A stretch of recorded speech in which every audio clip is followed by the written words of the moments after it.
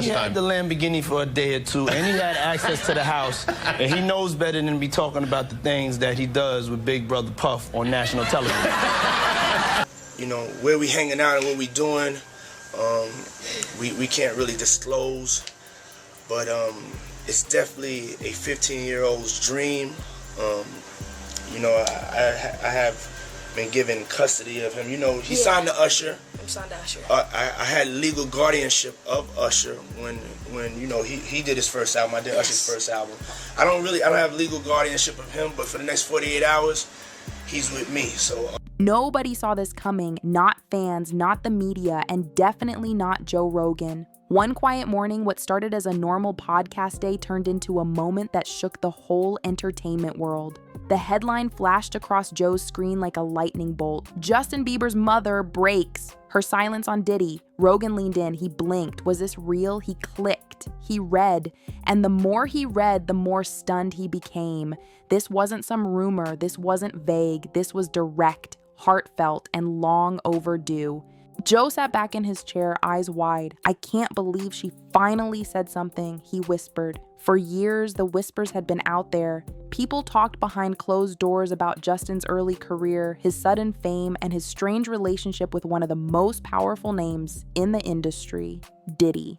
But nobody really said anything out loud until now. Until Justin's own mom decided it was time to speak up. Joe quickly reshuffled his podcast notes. The plan was to talk about sports and new gadgets, but that could wait. This story mattered more. With a heavy sigh, he turned to the camera and said, "All right, folks, today's gonna be different. You've got to hear this." So many horrific accusations, though, involving young singers, children. Yeah, it's disgusting. It's insane. He makes R. Kelly look like a decent guy. Yeah. It's so crazy. It is crazy. And meanwhile, the guy was like hanging out with Oprah, hanging out with Obama. Jay-Z, everybody. I'm sure the Clintons were there at some point. Maybe Bill. Because I think if a victim comes out against Usher, it'll show how egregious this shit is. Because if he can be a predator, then anybody can be a predator. Can't smile in your face the whole time. You feel what I'm saying? Like, people look at Usher, they don't see that. They're not seeing the victim. They're not seeing that boy that got rushed to the hospital. They're not seeing what the intentions was in his heart when he took Justin Bieber there. Oh. Let's be honest. He took Justin Bieber there. Diddy had been trying to get to Bieber for a minute. And his management was backing him off. But it wasn't until Usher took over management and had guardianship and gave temporary guardianship to the diddler for 48 hours. Think about that. Joe started reading excerpts from the statement. Justin's mom, Patty Mallette, had posted a long message to her followers. It wasn't angry, it wasn't dramatic, but it was honest. She talked about the early days, how proud she was of Justin's talent, how fast everything moved, and how hard it was to trust the people around her son. She didn't mention Diddy by name at first, but it was obvious who she was talking about. She wrote about the industry parties, the sudden trips, and the adults with too much access. Her words weren't loud, they didn't need to be, they were real. They were from a mother who watched her child go through things no kid should. Joe's voice got quiet.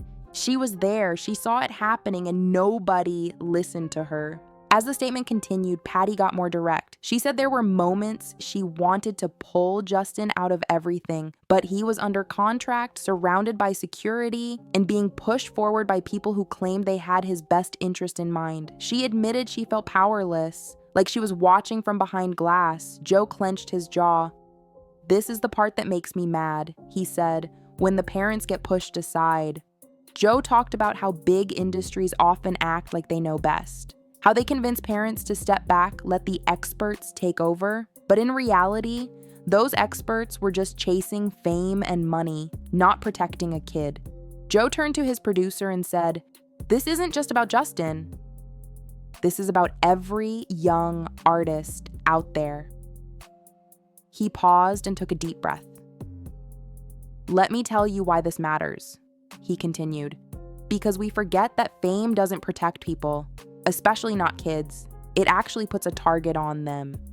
Joe started connecting the dots. He talked about how Justin went from a happy Canadian kid singing covers on YouTube to a global superstar practically overnight. And right in the middle of that whirlwind was Diddy. Flown out to Atlanta by a manager. His name's Scooter Braun. Flown out to Atlanta just to meet with him and meet different producers and different people. I was actually going to meet Jermaine Dupri at his studio. And who rolls up? Usher in his Range Rover. Yeah, rolls up, and I was like, "Is that who I think it is?" And Scooter was like, "Yeah." And so I ran up to him and I was like, Usher, I love your songs. You want me to sing you one? And he was like, let's just go inside, little buddy. It's cold out. So the politest possible way he could say no, he did. And I was like, wow, he just turned me down. And I was a little disappointed. He had to go into a studio session, so I was like, whatever. And a week later, he actually watched my videos with my manager. And was like, oh my gosh, why didn't I let him sing? So flew me back to Atlanta where I got to meet him again. And he wanted to sign me. But there was something else. Justin Timberlake, right? Yes, Justin Timberlake also wanted to sign me. It was like kind of like, what happened was Justin Timberlake and Usher both went into a ring and boxed it out. And the outcome was Usher. I think it was a TKO. What's up, man? You good? I'm good. How are you? All right, young brother, everything's good? Everything's Selling great. out arenas and everything? Yeah, Starting to act different, huh? You ain't been calling me and hanging out the way we used to hang out. Well, I mean, you tried to get in contact with me, through all my, partners and whatnot. Mm-hmm. But you never really got my number, so. Right. Okay. My number? Yeah. I'm gonna tell you my number. Yeah. It's 555. Yes. Okay. 5555. Okay. 55. You heard that? Yeah. Okay. Joe brought up old clips of Diddy calling Justin his little brother, clips where they joked about Lamborghinis, parties, and staying up all night. At the time, people laughed.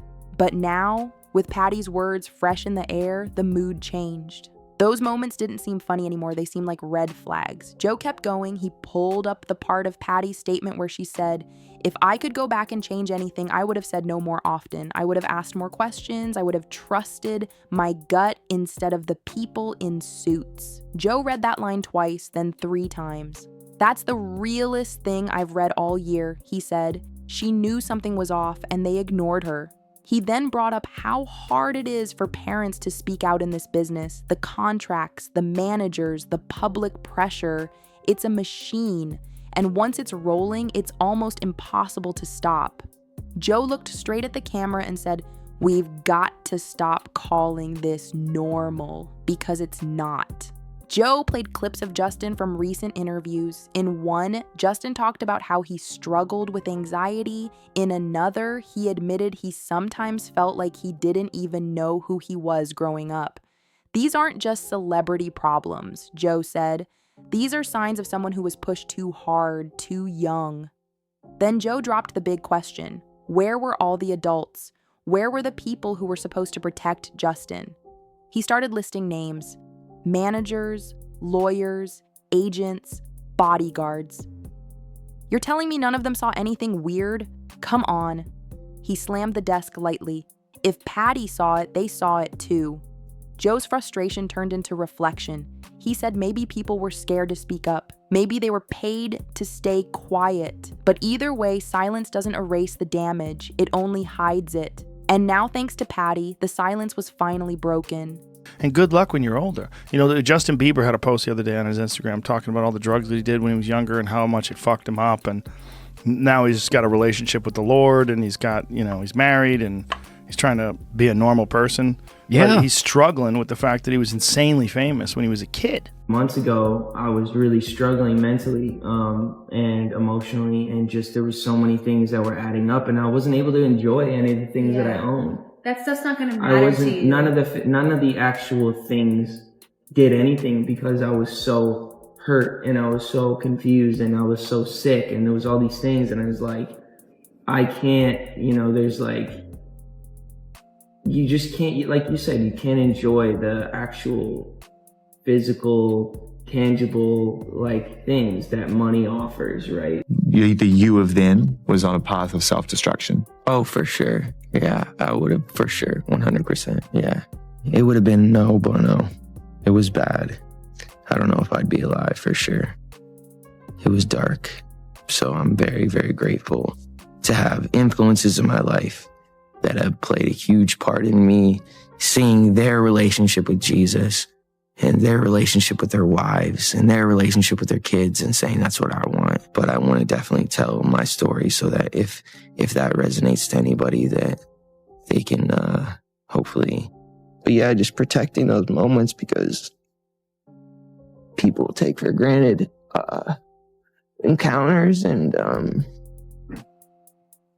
Joe then brought up the most chilling part of her statement. Patty said that Justin once called her crying from a hotel, saying he didn't want to go to another meeting. She didn't say where he was, she didn't say who was there, but she said he sounded scared. That moment stuck with Joe. Imagine getting that call from your kid and you can't even go help because he's surrounded by handlers. Joe sat there, eyes heavy. This story needs to be told. Not for clicks, not for gossip, but so it never happens again. He wrapped up the segment by saying this wasn't just about Diddy. This was about a system that lets power go unchecked. A system that looks the other way when a kid gets overwhelmed. Joe promised he'd keep talking about it. Keep asking questions. Because if we don't learn from this, it'll just happen again to someone else's kid. And then you have them come to audition for you, right? Actually, with a few people. My wife at the time. Right. It also was Perry Reed, L.A. Reid's first wife. So you were all sitting in a room somewhere? We were in a room. Yeah. And I showed her the video. And Perry says, "Are you crazy? You better get down there and meet this kid right now. He's amazing." When all these pics come out and all this stuff with Bieber's big penis, are you the mastermind behind that? Say, listen, show off your big penis and people will come to those concerts? Or are you sitting there? Is that the kind of manager he's doing? Usher, are you sitting down with him and saying, yeah, show your cock or leave it in your pants? I mean, do you sit him down and say, look, part of this is PR, Hey, man. by the way, he does have a brain of his own. Yeah, but were you shocked at the size of his penis? Hey, listen, he has a mind of his own. What he chose to do with his penis is his prerogative. He's managing that aspect of his life. But Usher, is somebody... I have nothing to do with Justin Bieber's private parts, man. But the conversation didn't stop there. Joe opened the phone lines for guests. The first caller, a former music executive who said Patty had tried to raise concerns years ago. She came to us, the caller said, but nobody wanted to lose their job, so nothing was done. Joe's eyes widened. That's it. That's the problem right there. More calls came in, former stylists, tour assistants, even a teacher from one of Justin's old tutoring programs. One by one, they painted a picture of a boy being pushed, scheduled, flown from city to city with barely any rest.